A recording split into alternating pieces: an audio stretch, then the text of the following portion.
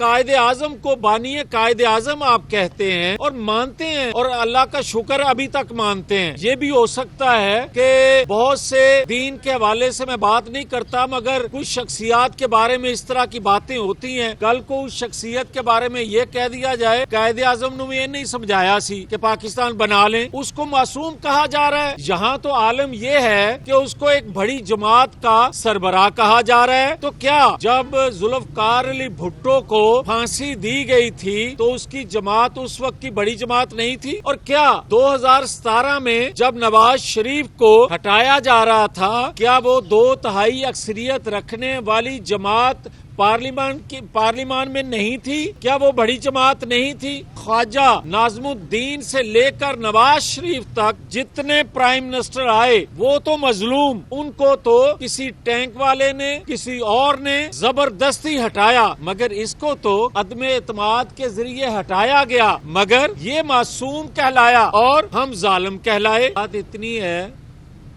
کہ 6 جنوری کا جو سانحہ تھا ایک دوسری ریاست میں، انہوں نے کیپٹل ہل پر حملہ کرنے والوں کو ان کو بھی سزا دی جو موقع پہ موجود نہیں تھے مگر سازش میں شامل تھے، جو سوشل میڈیا پہ لوگوں کو اکسا رہے تھے اور جو کسی بھی حوالے سے سہولت کاری دے رہے تھے، وہ ہزاروں لوگ پکڑے گئے اور سینکڑوں کو سزا ہو گئی۔ مگر 9 مئی کے جو واقعہ میں ملوث مرکزی کردار ہے، دیکھیں 7 ماہ ہو گئے، اس کیس پہ بات کرنے کی بجائے اگر عدت کے کیس پہ بات ہو رہی ہے، 190 ملین پاؤنڈ کھا گئے، اس پہ بات ہو رہی ہے القادر ٹرسٹ کے حوالے سے بات ہو رہی ہے کہ الیکشن کمیشن کی حکم نہ ماننے، ان کی نافرمانی پہ ان کو شوکاز ہو رہے ہیں، مگر آج تک یہ سمجھ نہیں آیا کہ آپ فارن فنڈنگ کیس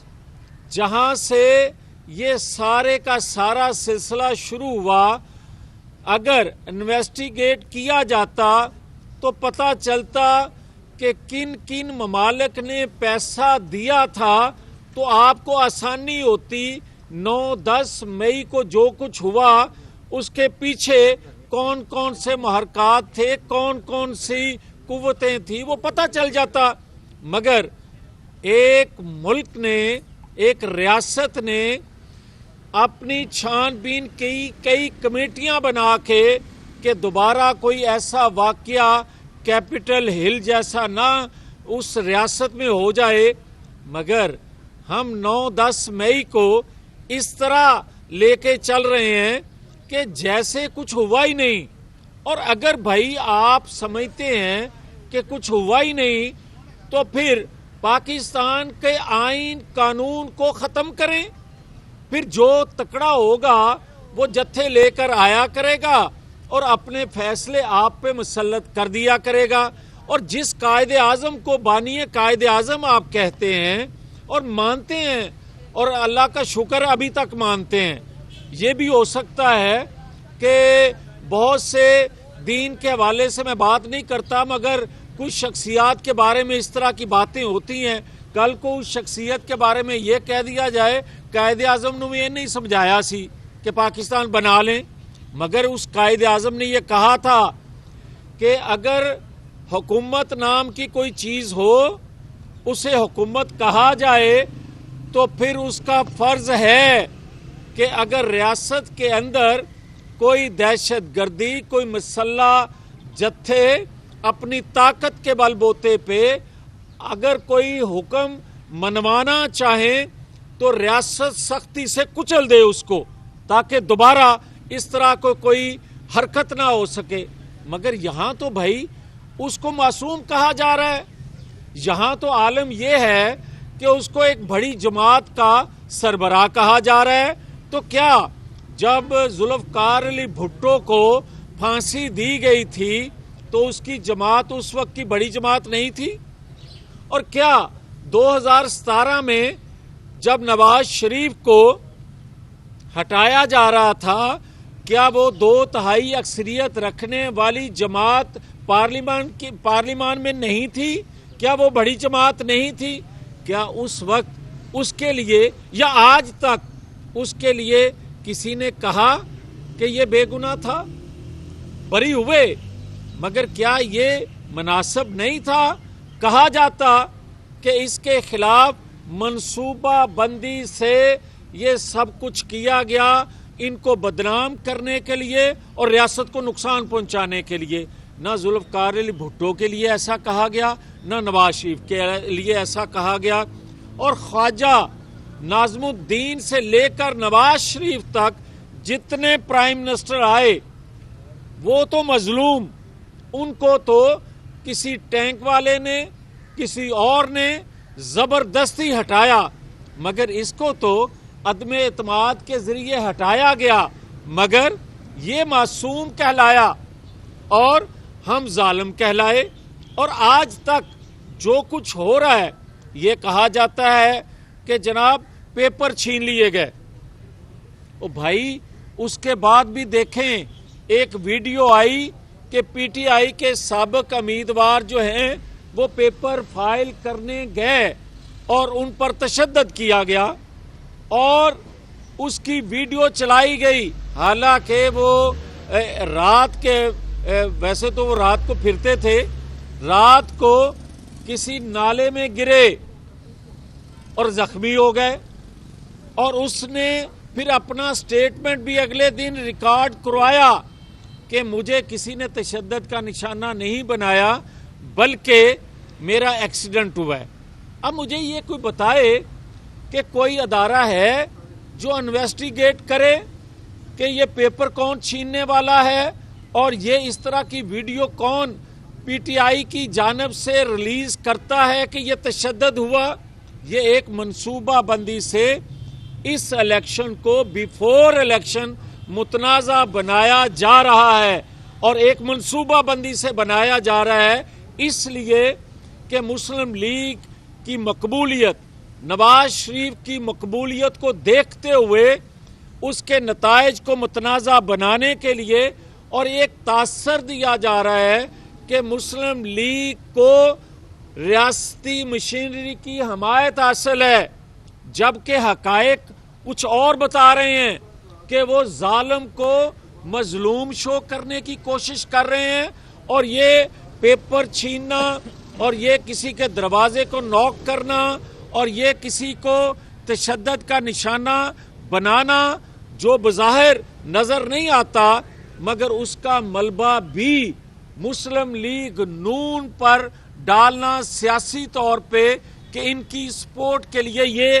کردار کیا جا رہا ہے، یہ ایکٹ کیا جا رہا ہے۔ تو میں یہ کہنا چاہتا ہوں نہ ہمیں کسی فیور کی ضرورت ہے، نہ ہماری خواہش ہے کہ کسی بے گناہ پر کوئی تشدد کرے، کسی کے کوئی پیپر چھینے، اور اگر چھینے گئے ہیں تو اداروں کو انویسٹیگیٹ کر کے ان لوگوں کو سامنے لانا چاہیے، اور اگر نہیں چھینے گئے تو پھر وہ پراپیگنڈا بھی جو ہے وہ کیا جانے والا وہ بھی لوگوں کے قوم کے سامنے لایا جائے تاکہ لوگوں کو پتہ چل سکے کہ ظالم کو معصوم نہیں کہا جاتا۔ اور آج یہ بات بڑی واضح کرنا چاہتا ہوں کہ جو لوگ آج سے ہفتہ ڈیڑھ ہفتہ پہلے یہ بات کرتے تھے کہ ہمیں لیول پلینگ فیلڈ نہیں ہے، وہ ہفتہ ڈیڑھ ہفتہ سے خاموش کیوں ہیں؟ ان کی خاموشی بتاتی ہے کہ جو ان کی بلیک میلنگ کی، جو اداروں کو دباؤ میں لانے کی، جو وہ ضرورت کے تحت وہ گفتگو کرتے تھے، کیا وہ پوری ہو گئی ہے؟ اور میں یہ کہوں گا کہ وہ مت دعوت دیں ان اداروں کو جو خود کو کہہ رہے ہیں کہ ہم پولیٹیکل ہیں، ہم آئین قانون کی بالادستی پہ یقین رکھتے ہیں، اور جس کی جدوجہد مسلم لیگ نون نے کی، اور آج اداروں کے اندر وہ ایک سوچ پیدا ہو چکی ہے تو اسی طرح میں یہ کہنا چاہتا ہوں کہ اگر 9-10 مئی کے پاکستان کے اندر جرم کرنے والوں کو سزا نہیں دینا تو پھر جو ایک طاقتور ادارے کے اندر جو لوگوں کو سزا دی گئی، درجن سے زائد لوگوں کو، یا ایک دوسرے ادارے کے اندر آڈیو جس کی آئی تھی وہ آڈیو بیس یا دیگر ایشوز پر جس کو نوٹس کیا گیا ہے، پھر وہ بھی واپس لے لینا چاہیے. اور اگر کرنا ساتھ ایکول ٹریٹ ہونا چاہیے. پھر کیا بندیال صاحب کی آڈیو منظر عام پہ نہیں آئی تھی، ان کی ساسو ماں کی؟ اور کیا پھر اسی طرح ہوا نہیں ہے؟ اور کیا ثاقب نثار کے بیٹے کی آڈیو نہیں آئی تھی؟ کیا اس پہ مٹی ڈالو یہ پروگرام ہے؟ اور کیا جس کو نوٹس ہوا اعلیٰ عدلیہ کے ایک اعلیٰ شخص کو، کیا اس کی جو آڈیو سامنے آئی تھی کیا مین اسی طرح آڈیو کے مطابق اس پہ عمل نہیں ہوا؟ اور کیا اگر نوٹس ہوتا ہے کہ آڈیو کہاں سے لیک ہوتی ہیں تو وہ تو اپنی جگہ درست ہے، مگر کیا جسٹس ملک قیوم ملک صاحب جو تھے ان کی جو آڈیو آئی تھی اس پہ یقین نہیں کیا گیا تھا اور اس آڈیو پہ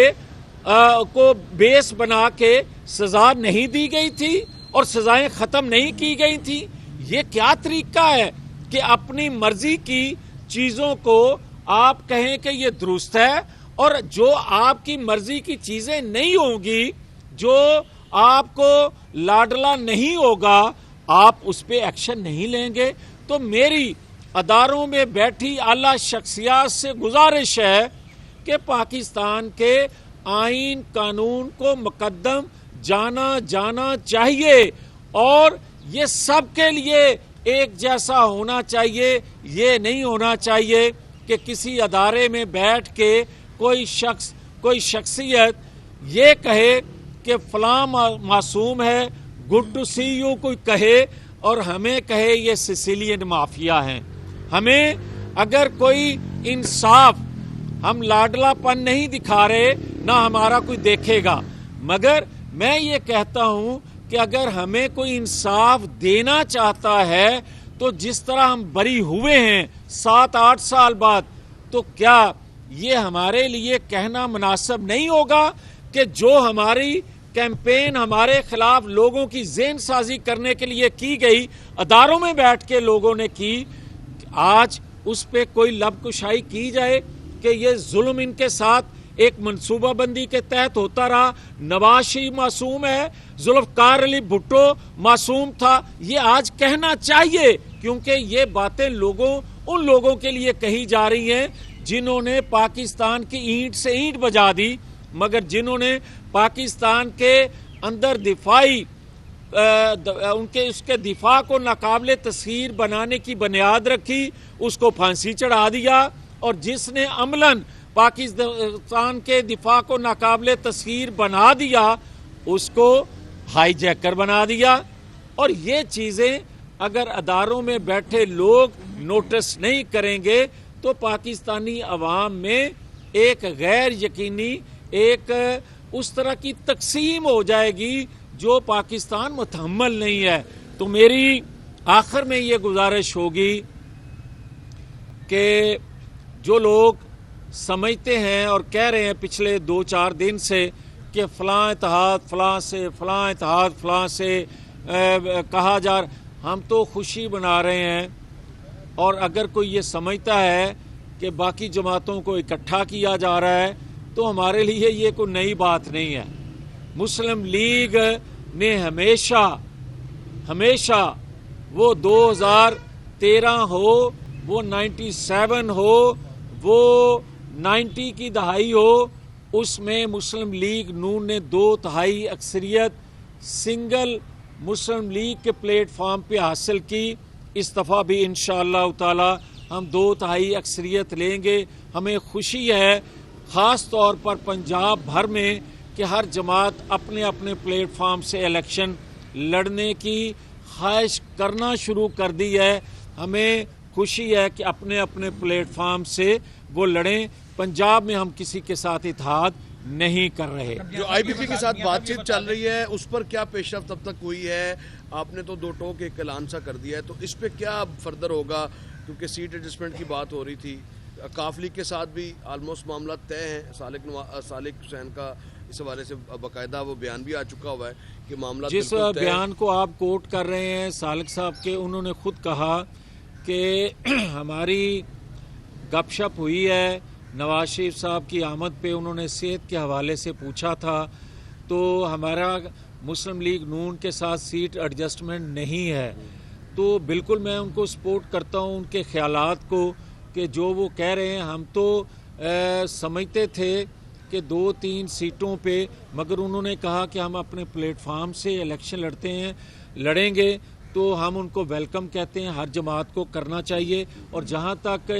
استحکام پارٹی کا تعلق ہے تو ہم کسی طور پر بھی استحکام پارٹی کے ساتھ پنجاب میں سیٹ ایڈجسٹمنٹ نہیں کرنے والے. آپ نے تنقید کا نشانہ بنایا عدلیہ کو، لیکن آپ نے کبھی اس کے اوپر اظہار نہیں کیا کہ اسی عدلیہ نے جو ہے 50 روپے کے کاغذ کے اوپر میاں صاحب کو باہر جانے کی اجازت دی اور بہت سارے کیسوں کے اندر بری. میں نے کسی ادارے کو تنقید کا نشانہ نہیں بنایا اور نہ ہم نے کبھی بھی پہلے بھی بنایا.